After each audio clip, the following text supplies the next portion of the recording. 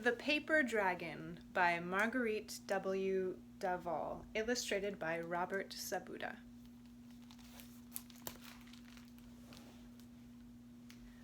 Long, long ago, there lived a humble artist named Mi-Fei. Between each day's sunrise and sunset, Mi-Fei would dip his narrow brushes in colored inks and paint on paper scrolls. He loved to paint the glorious past, scenes of the gods and their festivals, portraits of great heroes and their deeds. People from far beyond his village came to buy Mi-Fei's scrolls so they could learn about their gods and heroes as one would learn from books. But the artist cared nothing for the fame his paintings brought him. He was a simple man, content to live and work in his own village. When children crowded his windows to watch him paint, Mi-Fei would call to them, "Come in!" When neighbors appeared at his door, he put his brushes aside, ready to listen to their latest tale of triumph or woe. Mi-Fei was happy, surrounded by people he loved.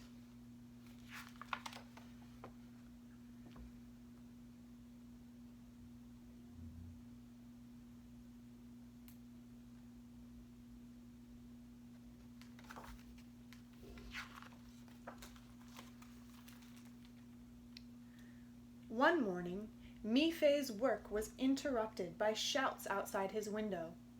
"A messenger! A messenger!" people cried as they ran past. Brush in hand, Mi-Fei rushed to join his neighbors in the village square.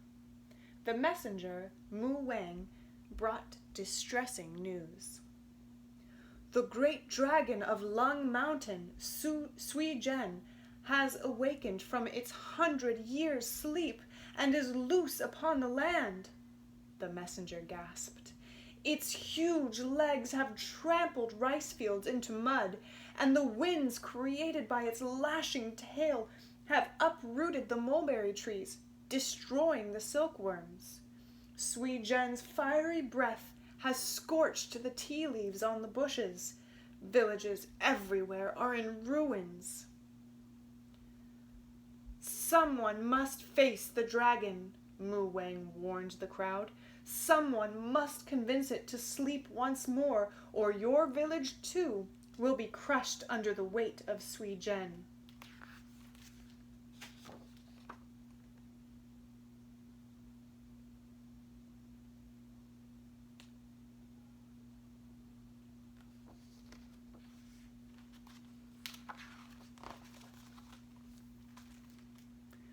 The frightened people murmured among themselves.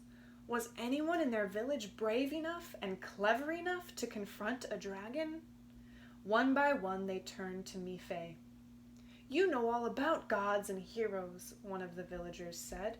"Surely you can find a way to stop Sui Zhen?" Mi-Fei shook his head.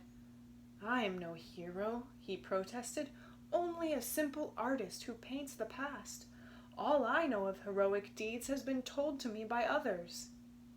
But the villagers crowded around him, pleading for his help. Looking into their worried faces, he knew he could not refuse.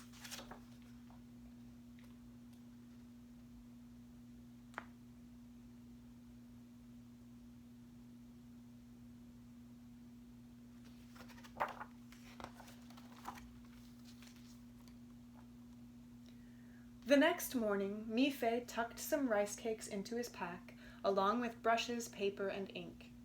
He bundled up his painted scrolls to bring him comfort. Knowing he might never see friends and neighbors again, Mi-Fei looked around his beloved village one last time. Then he sadly set off for Lung Mountain. Through valleys and across streams, Mi-Fei walked, stopping only to pick a few berries to eat, or to quench his thirst at a spring. After many hours, he reached Lung Mountain. Mi-Fei stared upward. Smoke and flames billowed from the mountaintop, and enormous rocks bounced down the steep slopes. Mi-Fei was frightened, but up he climbed, until he stood at Lung Mountain's peak. Thick mist swirled around him.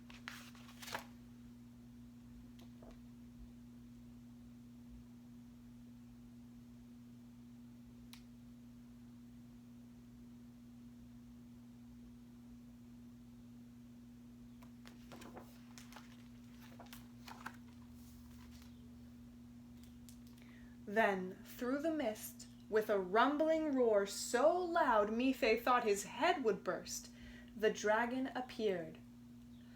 "Ha!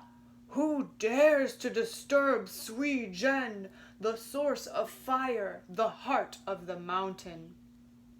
Mi-Fei trembled. He turned to run away from the terrifying sight, but the worried faces of the villagers filled his mind, and Mi-Fei turned back to face the dragon. He bowed low and managed to say, "I am Mi-Fei, a humble painter of scrolls." Bright fire spurted from the dragon's nostrils, hot on Mi-Fei's face. The wind from its lashing tail nearly blew him off his feet, but somehow Mi-Fei was able to stand his ground. "Please, Sui Zhen, the villages below are in ruins. You have scorched the tea leaves and trampled the rice, leaving nothing for people to eat or drink. You have uprooted the mulberry trees, and the silkworms are dying, leaving nothing for people to wear or sell. I beg of you, return to your sleep of 100 years.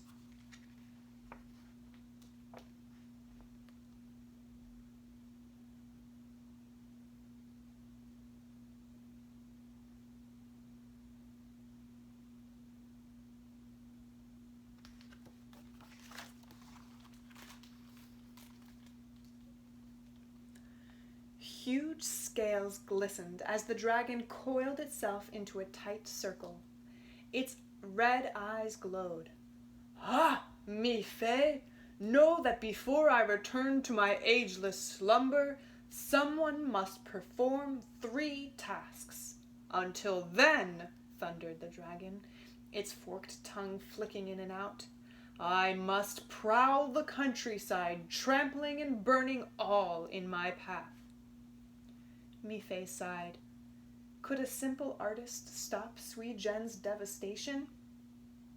His voice very small, Mi-Fei asked the dragon, What are the 3 tasks?" Sui Zhen's terrible teeth clicked once, twice. "First tell me, Mi-Fei," the beast said, "what is the most important thing your people have created?" The artist answered without thinking. "Paper," he said. "The paper on which I paint my scenes." "Paper?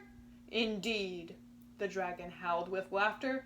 "The first task, then, is to bring me fire wrapped in paper. Go, do this before the sunset, or I must devour you."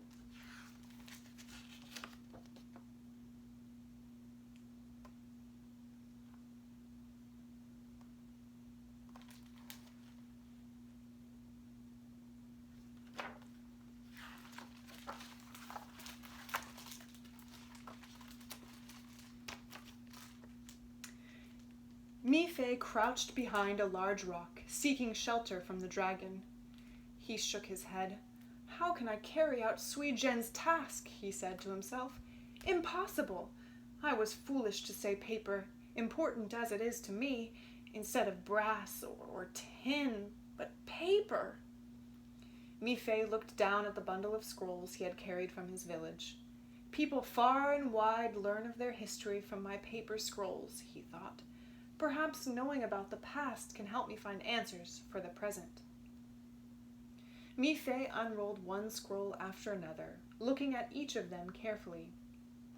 On one scroll he had painted a celebration of light, the festival of the first full moon. Mi-Fei smiled as he examined the scene. Then he took out his small knife and cut the paper scroll, folding and fashioning it into a different shape.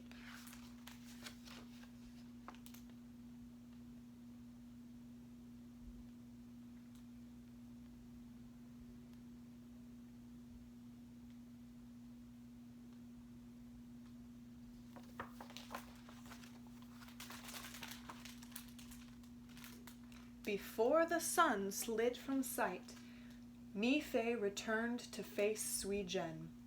Although nervous so close to the dragon, he took a candle stump from his pack and lit the wick from Sui Zhen's fiery breath. Mi-Fei placed the burning candle inside the paper lantern he had made. The dragon laughed, and the flame in his nostrils died to a wisp of smoke. Mi-Fei knew he had succeeded. But then Sui-Gen began to whip its heavy tail back and forth so violently that the clouds in the sky were swept away. "Your second task is to bring me the wind captured by paper," the dragon roared. "Do this before noon tomorrow, or I must devour you."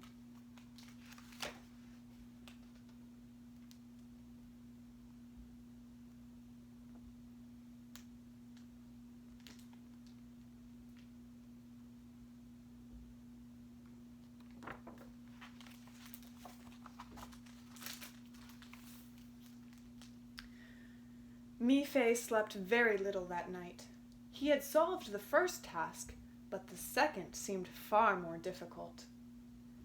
"Can my scrolls help me again?" he asked himself over and over. In morning's orange glow, he again unrolled his scrolls one after another.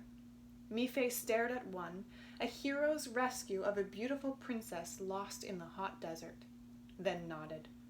Quickly he took out his small knife and cut the paper scroll, folding and fashioning it into a new shape.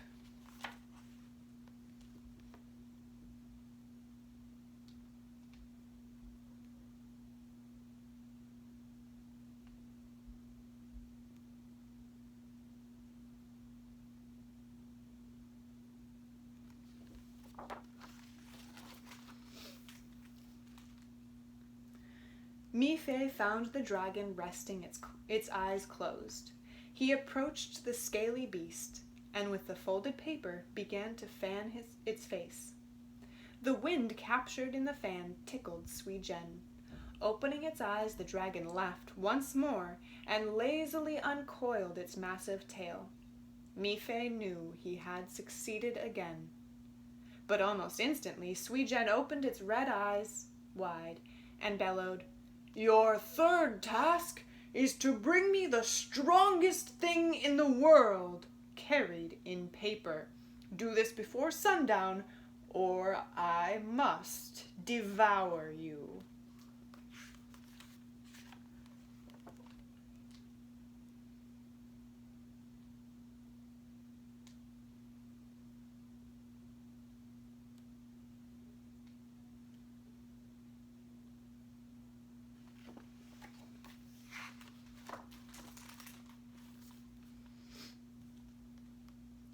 Mi-Fei hurried back to the shelter of the rock. "The strongest thing in the world," he repeated. "Is it Sui-Gen? Or the rock I now lean against? What huge heavy thing can be carried in paper?" His scrolls had saved him twice, and Mi-Fei once again unrolled each one, searching for an answer. But no matter how hard he looked, this time not one of the scrolls offered Mi-Fei a solution. He set them aside, disheartened. "Surely Sui-Gen will devour me at sundown," he said. Resigned, Mi-Fei reached into his pack and took out his brushes, paper, and inks. He began to paint, certain that it would be for the last time. But he did not paint scenes of gods or heroes. Instead, Mi-Fei painted what was closest to his heart, what he cherished most. He began to paint the people of his village, young and old, men, women, and children.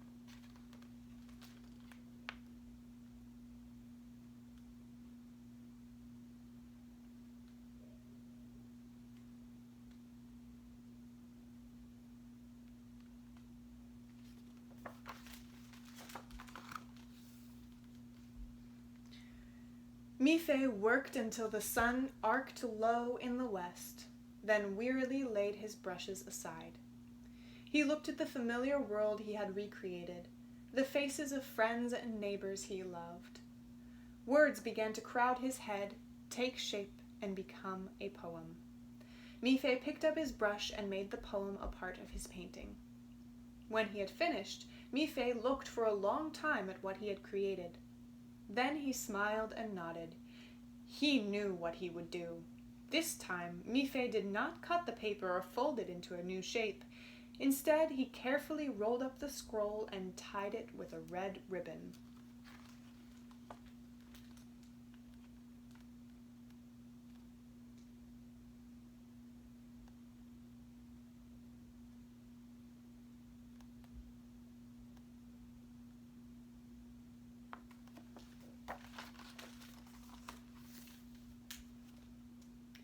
Once more, Mi-Fei trudged along the narrow mountain path.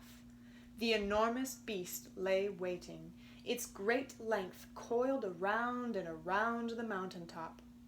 Opening its wide mouth lined with pointed yellow teeth, the dragon said, "Well, am I to eat you for dinner?" Mi-Fei held out the picture he had created and said in a clear, firm voice, "Love can move mountains, stretch the sky, calm the sea. Love brings light and life."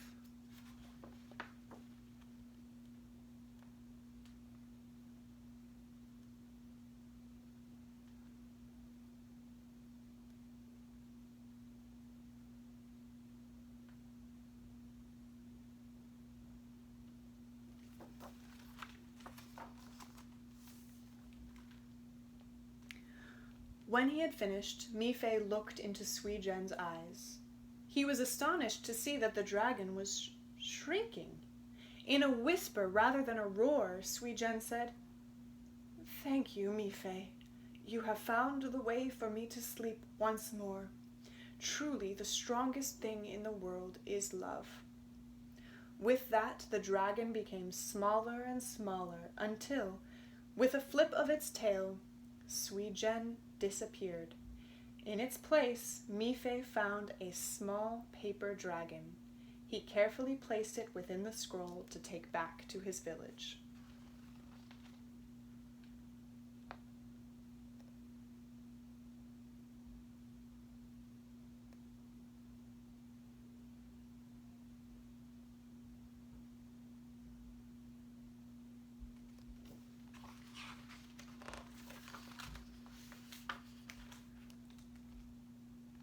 For the rest of his long life, Mi-Fei continued to paint the gods in their festivals, to portray the exploits of great heroes. He continued to paint portraits of the villagers he knew and loved. But whatever he painted, he always drew a small dragon in one corner to remind everyone of the strongest thing in the world.